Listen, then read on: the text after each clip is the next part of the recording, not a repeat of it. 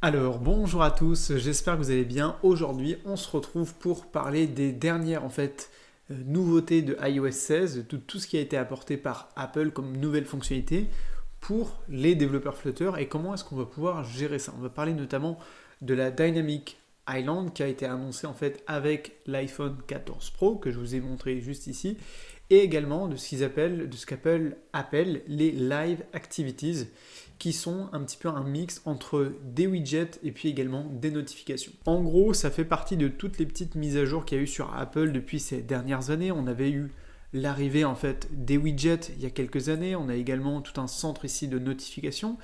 Et puis maintenant, ils ont annoncé et commencé à proposer notamment aux développeurs de créer des live activities qui sont des widgets que vous allez retrouver finalement sur votre écran de verrouillage qui vont être dynamiques.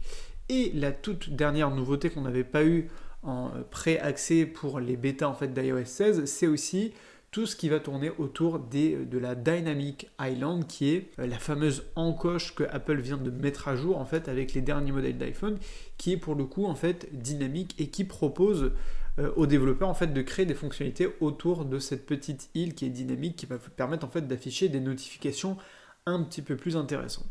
Donc je vais vous parler un petit peu de tout le kit qui est fourni de développement par Apple, qui s'appelle le Activity Kit, comment est-ce que ça va fonctionner, et puis surtout pour nous, est-ce que c'est vraiment intéressant quand on est développeur Flutter. Alors pour vous la faire courte au niveau de mon avis personnel, pour moi ça reste une fonctionnalité qui est entre guillemets, c'est du haut de gamme, c'est-à-dire qu'on va s'adresser pour moi à peut-être 5%, peut-être 10% des développeurs iOS et donc encore moins à l'échelle des développeurs mobiles. Il faut bien se rendre compte que ce genre de fonctionnalité, c'est vraiment, si vous n'avez plus que ça à faire, alors là, peut-être ça devient intéressant. Du coup, ça s'adresse vraiment à des entreprises finalement qui ont des moyens, qui ont peut-être aussi une nécessité derrière ce genre de fonctionnalité.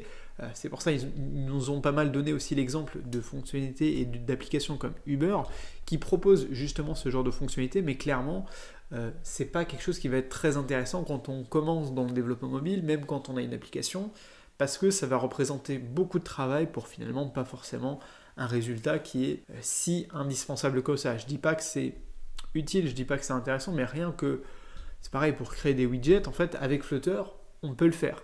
Mais attention, justement, dès qu'on passe dans le monde des fonctionnalités de chez Apple, à savoir les widgets, les notifications par exemple, qu'on voit ici avec les Dynamic Island, on est sur quelque chose qui est complètement natif, c'est-à-dire qu'on n'est pas dans le multiplateforme. Déjà là, on peut oublier tout le monde d'Android puisque tout ce dont on va parler aujourd'hui, ça va être purement du iOS. Donc l'idée pour moi, c'est de vous expliquer qu'en fait, il y a tellement de choses à faire déjà dans le développement mobile que ce genre de fonctionnalités qui sont aujourd'hui, c'est le nec plus ultra, vraiment des notifications, de l'aspect dynamique qu'on peut proposer dans une application, mais ça s'adresse vraiment, on va dire, à une élite d'entreprises qui a les moyens de mettre un développeur attitré à ce genre de fonctionnalité, mais ça ne concerne pas évidemment la majorité des entreprises, des développeurs, et puis encore moins ceux qui essayent de faire du multiplateforme et qui essayent justement par définition de rentabiliser un petit peu leur temps et leur travail. Ça veut dire qu'en faisant des recherches, vous allez tomber par exemple sur des plugins qui vous permettent d'utiliser et surtout d'interagir avec ce genre de fonctionnalité. Ici, je peux vous mettre une petite démo. Donc on va avoir finalement des applications, on va pouvoir créer des Live Activities, ça on va pouvoir le configurer sur iOS avec Xcode, et puis vous allez pouvoir interagir du coup avec la Dynamic Island comme on le voit ici dans la démonstration. Mais attention, ça même si on a un plugin Flutter, au moins la moitié du code qui est fourni ici, c'est du code qui est natif, qui s'écrit par exemple en Swift, et donc qui va plus par définition être du code multiplateforme qu'on va faire et exécuter avec Dart. Ça veut dire qu'il faut des connaissances en Swift, il faut des connaissances aussi pour Xcode, et il y a toute une partie de la configuration qui se fait de manière native en passant vraiment par le circuit de développement classique d'iOS. Donc on n'est plus sur une fonctionnalité et du développement qui est vraiment multiplateforme comme on aime le retrouver nous avec Flutter, et donc c'est un petit peu la frontière qu'on peut ou pas dépasser, si vous voulez, ça dépend de vous, mais que moi je vous conseille de ne pas dépasser parce qu'en fait à ce moment-là on tombe dans des fonctionnalités qui demandent beaucoup de travail pour, on va dire, beaucoup moins de résultats. Ça n'empêche pas que c'est super agréable à utiliser, mais si on prend un petit peu de recul, là, les Live Activities, c'est disponible à partir de iOS 16.1, donc ça touche quand même un relativement grand nombre d'utilisateurs.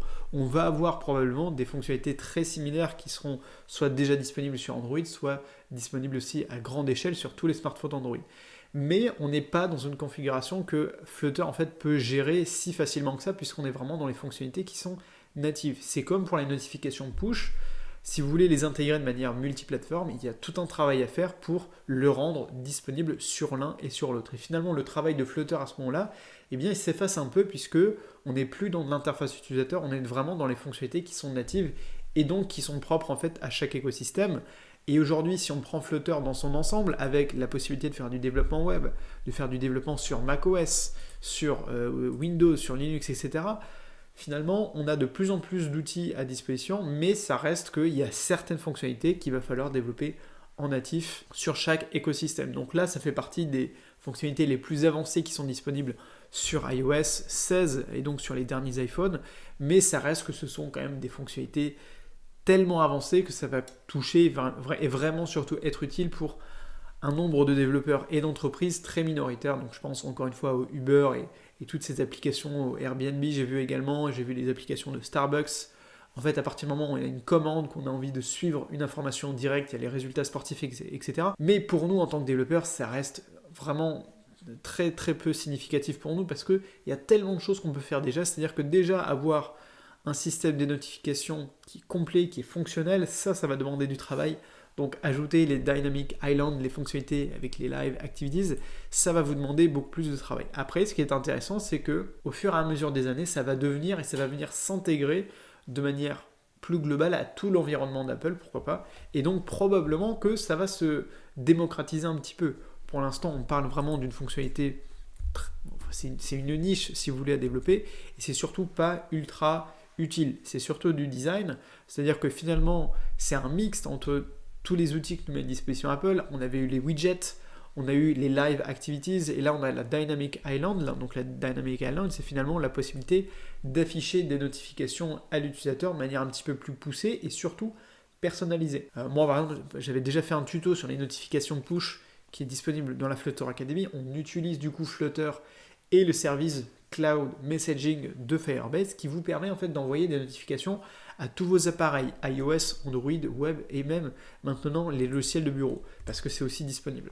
Mais il faut savoir qu'il y a une grosse partie qui est liée en fait à la configuration, notamment sur Apple qui est la plus délicate, ne serait-ce que pour afficher et ajouter une image en fait à votre notification. Et bien là déjà il y a pas mal de petites configurations à faire. Donc j'ai envie de dire oui, c'est très bien sur le papier, ce genre de fonctionnalité, ce genre d'amélioration pour iOS, c'est super, et en tant qu'utilisateur, c'est vrai que c'est super agréable.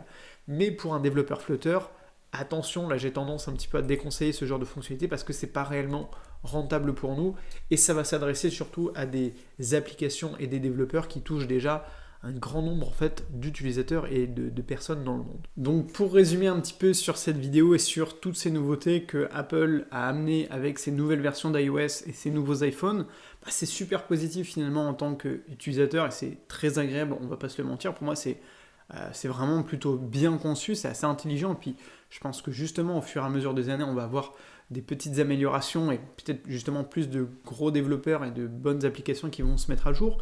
Mais pour un développeur lambda, pour un développeur soit débutant et puis même une petite entreprise, pour moi ça reste quelque chose qui est quand même c'est clairement pas là qu'il va falloir se concentrer au début parce que il faut du volume derrière, il faut avoir des gens qui utilisent ce genre de fonctionnalités avant que ça soit vraiment rentable en fait de les développer. Après pour certains cas ça peut être une niche, ça peut être une opportunité vraiment à saisir pour dire voilà je vais faire mieux que les autres parce que personne ne le fait encore actuellement, et si ça intéresse vraiment un grand nombre d'entre vous, pourquoi pas vous faire un petit tuto sur la chaîne ou sur l'une des formations pour traiter en fait ce genre de fonctionnalité. Mais si on prend un peu de recul sur tout le marché du développement mobile avec Android, peut-être un tiers des smartphones qui est touché, qui est sur iOS, et peut-être aujourd'hui 5% du marché qui est concerné par l'iPhone 14 Pro pour uniquement la Dynamic Island, clairement on est sur une toute petite part de marché pour tous les mobiles, tous les smartphones qui vont être ciblés. Donc clairement, c'est pas sur ça que moi aujourd'hui je vais me concentrer pour mes projets perso et puis évidemment pour les tutos que je vais vous proposer.